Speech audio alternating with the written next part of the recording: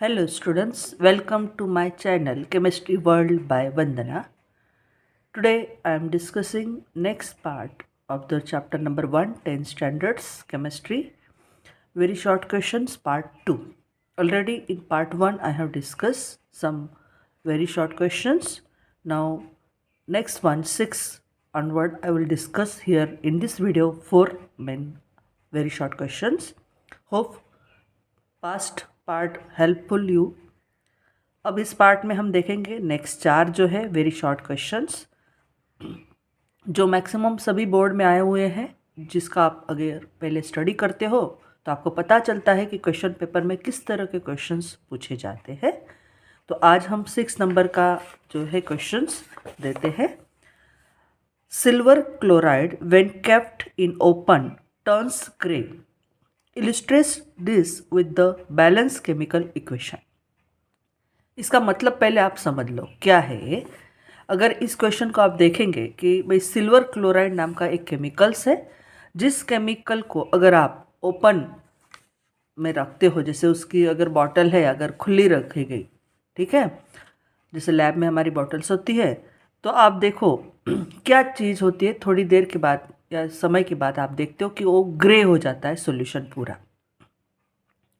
तो इसी चीज़ को हमें बैलेंस केमिकल इक्वेशन से दिखाना है। अब सबसे पहले ये सिल्वर क्लोराइड का फॉर्मूला आपको पता होना चाहिए। तो सिल्वर का सिंबल होता है Ag, क्लोराइड का सिंबल होता है Cl। तो उसका फॉर्मूला आपको पता है, सिल्वर की वैलेंस ऊपर होती है +1 और क्लोरीन के ऊपर होता है -1।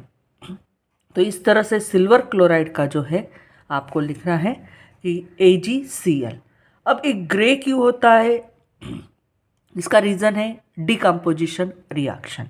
बराबर है कि सिल्वर क्लोराइड का डिकम्पोजिशन हो जाता है in the presence of sunlight. Sunlight की वजह से अगर आप बॉटल खुली रखते हो, नेचुरली सनलाइट का कांटेक्ट होगा और वो जो सिल्वर क्लोराइड है उसका डिकम्पोजिशन हो जाता है और वो उसका कन्वर्शन सिल्वर और क्लोरीन गैस मतलब दोनों चीज़ें उसमें से ए हो जाती है, सेपरेट हो जाती है। अब इस चीज़ को हमें केमिकली इक्वेशन की मदद से रिप्रेजेंट करना है। तो 1 मार्क्स के लिए क्वेश्चन आता है, तो आप इसमें किस तरह से आंसर लिखोगे वो आपको देखना है। तो पहले क्वेश्चन को समझ लो और उसके बाद हमने इसको लिखना है। तो आपको दिया है सिल्वर क्लोराइड। तो सिल्वर क्लोराइड को आप यहाँ पे पहले स्टेटमेंट लिखोगे, दिस हैपन, कि भाई एक टर्न्स ग्रे क्यों हो जाता है। तो silver chloride when kept in open turns grey because silver chloride decomposes in the presence of sunlight. तो आप पहला स्टेटमेंट यहाँ पे लिखोगे, इट हैपन्स बिकॉज, यहाँ पे आप लिखोगे पहले statement, it happens because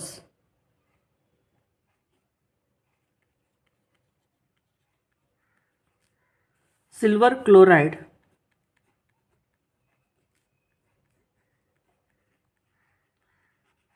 in presence of sunlight,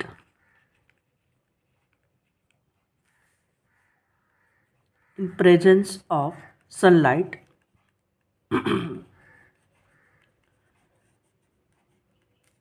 decomposes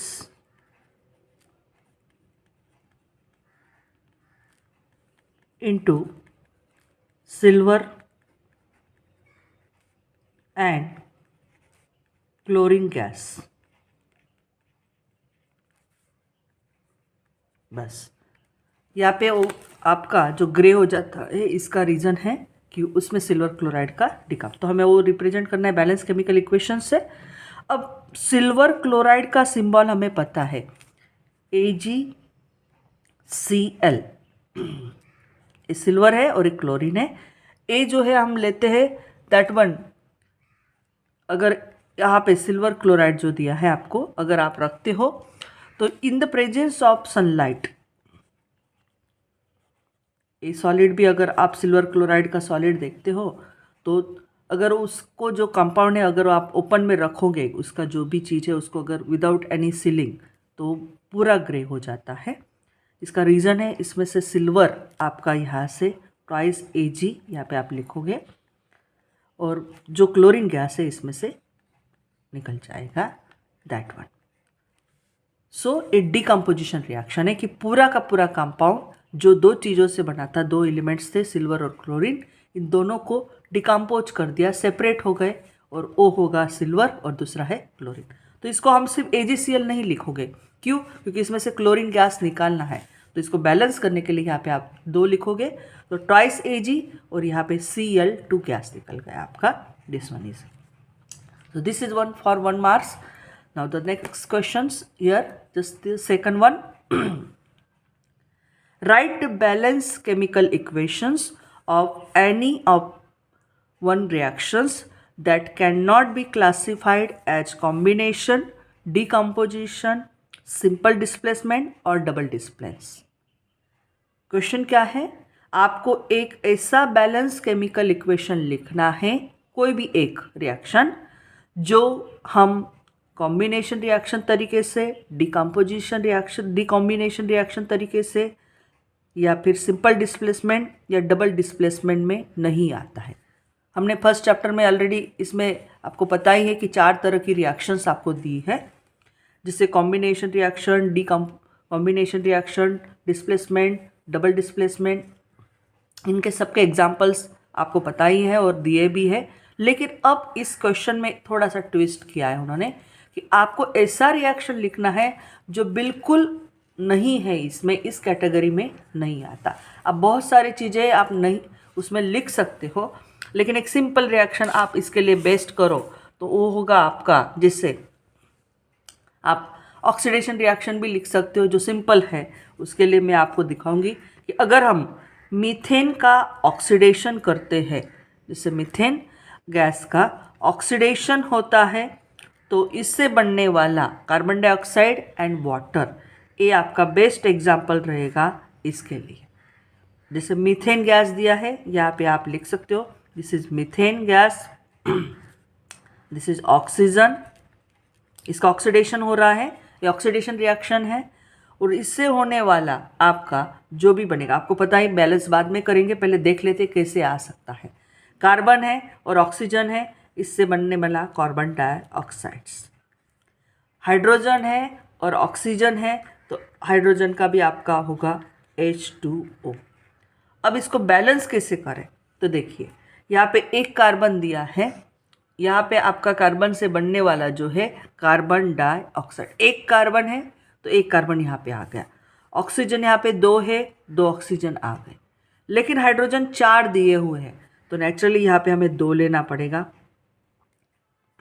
अब देखिए carbon 1 carbon, hydrogen 4, here 4 hydrogen.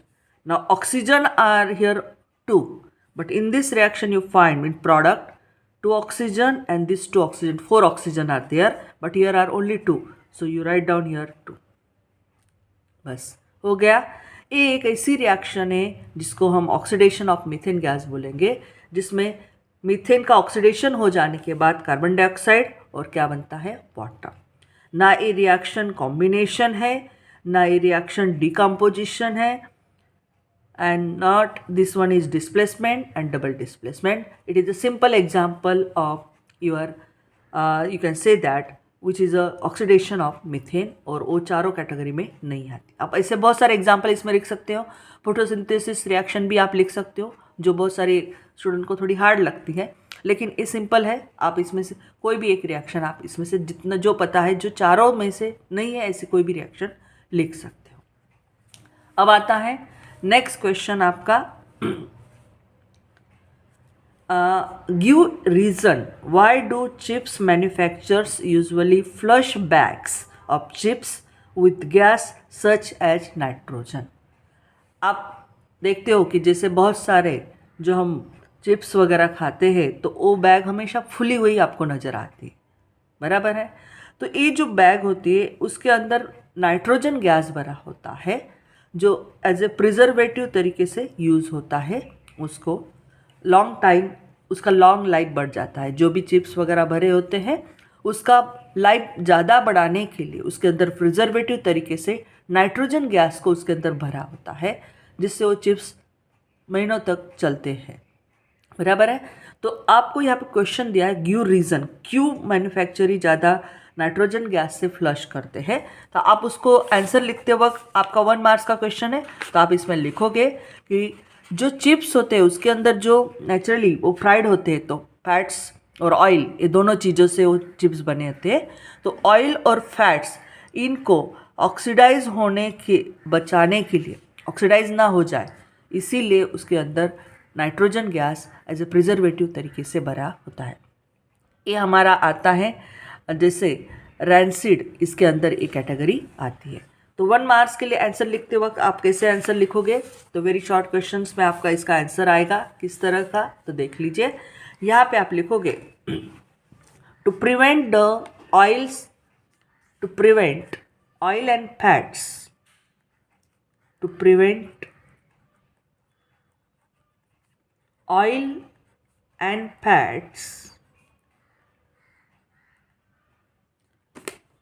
of the chips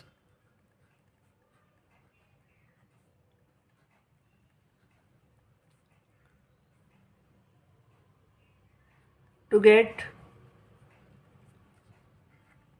oxidize, उसका ऑक्सीडेशन होने के, ऑक्सीडाइज होने से बचाने के लिए ऑक्सीडाइज, और you can say that become, हमने देखा था दैट वन इज रैंसिड। जो चिप्स के अंदर फैट्स या ऑयल होता है, फ्राइड होते हैं, उनका ऑक्सीडाइज होने से प्रिवेंट करने के लिए उसके अंदर नाइट्रोजन गैस भरा होता है, और उसी लिए वो आपको बैग्स जो है वो ऐसे फ्लश नजर आती है, फुली हुई नज़र आती है। तो यही काम है, आपको 1 मार्क्स के लिए इतना ही लिखना है कि whatever the present in the chips that oil and fats it should not get oxidise and to prevent that, जिसको हम रैंसिडिटी बोलते हैं, ये प्रोसेस आपको पता ही है। तो इसके लिए नाइट्रोजन गैस इसमें भरा होता है। अब नेक्स्ट क्वेश्चन है जो आता है आपका, right a chemical equations for double displacement reaction. जो डबल डिस्प्लेसमेंट रिएक्शन है आपकी टेक्स्ट बुक में भी ये दिया है, बहुत इंपॉर्टेंट क्वेश्चंस भी है।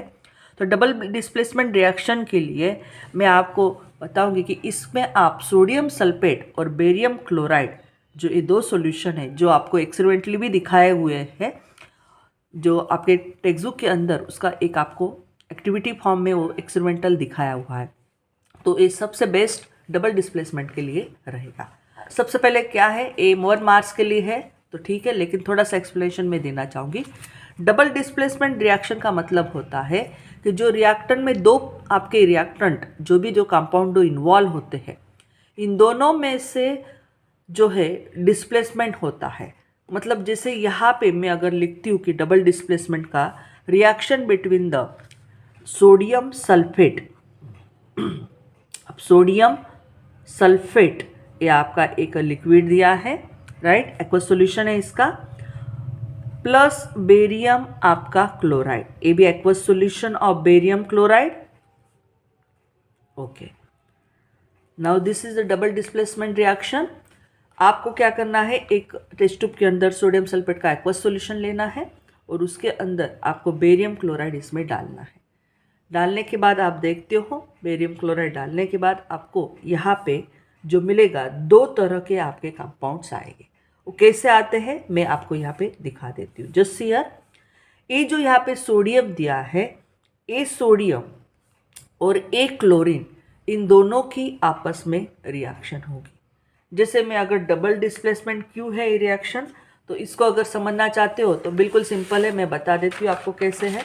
देखिए यहाँ पे अगर मैं लेती हूँ सोडियम Na2SO4 और दूसरा है आपका बेरियम क्लोराइड, तो देखिए यहाँ पे सोडियम आपका प्लस है, 2 सोडियम के है, और आपका SO4 -2 बराबर है। बेरियम यहाँ पे आपका +2 और क्लोरीन आपका -1 दिख रहा है, राइट। नेचुरली डबल डिस्प्लेसमेंट में क्या होता है, इसका पॉजिटिव और इधर के निगेटिव, इनकी आपस में रिएक्शन हो, मतलब ए यहाँ से चला जाएगा इस साइड में और ए यहाँ से आ जाएगा, means this is double displacement. one cation just move here and displaces the barium here and it is go, and here is a formation of barium sulfate and there is a sodium chloride. This is your PPT or solid form and this is your aqueous solution. Hope आपको समझ में आया होगा यहाँ पे double displacement क्या चीज़ है. तो इस तरह से यहाँ पे आप देखोगे कि this sodium, this is double displacement reaction. तो यहाँ पे आपका प्रोडक्ट बनेगा that one is barium sulphate solid form में, मतलब इसकी प्रेसिपिटेट बनता है एंड प्लस वाइट पीपीटी बनती है. और दूसरा आएगा ट्वाइस NaCl जो आपका लिक्विड आएगा वो वाटर सोल्यूबल होता है and this is double displacement reaction. Thank you students. Subscribe my channel.